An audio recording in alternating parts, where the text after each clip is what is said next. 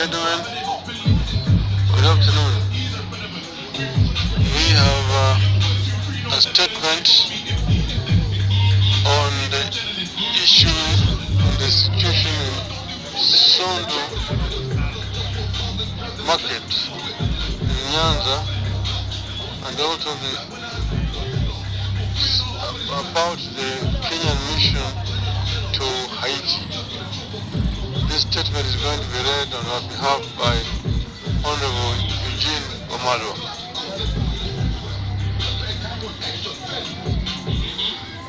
Thank you very much, ladies and gentlemen. In parts of the country and the mayhem currently underway in Sondu. While the latest eruption of insecurity at the border of Kisumu and Kericho County, where scores of people have been killed and many injured in Sondu, huge sections of the country are actually under siege. Al-Shabaab is having a field day killing our people, including soldiers in Lamu and in far-flung areas like Wajir and Mandera. Insecurity also continues to rage in sections of the North Ridge, causing significant pain and loss of life. Let's make no mistake.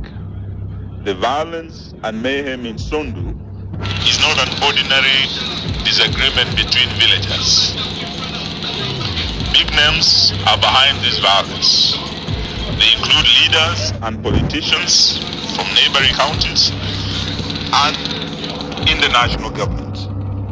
We view these latest incidents in Sondu as part of a long, off and on history of violence instigated by politicians who have on numerous occasions incited the different communities against each other, and local leaders who have been implicated in these activities.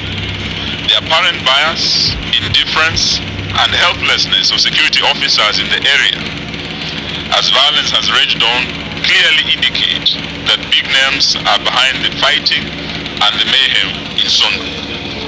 In particular, we are demanding investigations to be carried out against individuals who have been implicated as sponsors of the violence, who include the Kericho County Governor, Dr. Eric Mutai.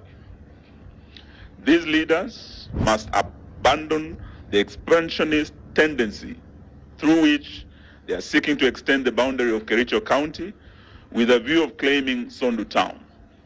We are convinced that this violence is being sponsored by local politicians who have set their claim on part of Kisumu County during the envisaged boundary review that is coming soon.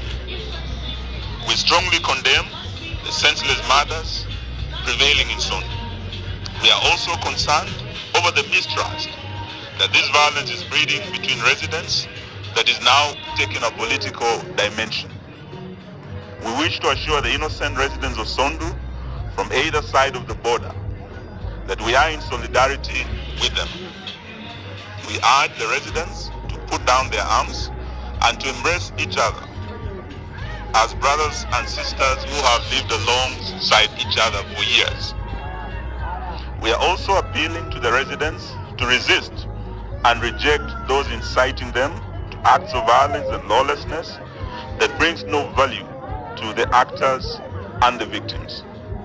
We are calling on the government to immediately bring the violence to an end and to provide round-the-clock security to the residents of this area.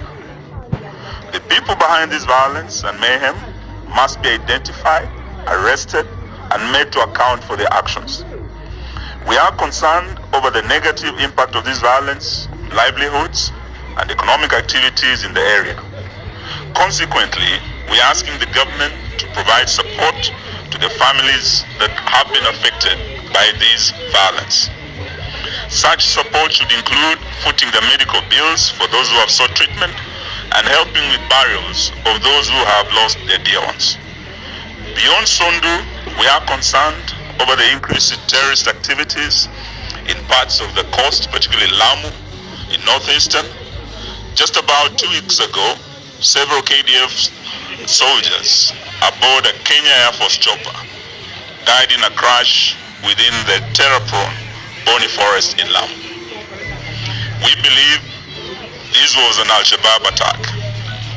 Attacks by Al-Shabaab militants have become commonplace in Mandera and other parts of northern Kenya. Victims being police officers, teachers, farmers, ordinary residents, going about their daily routines.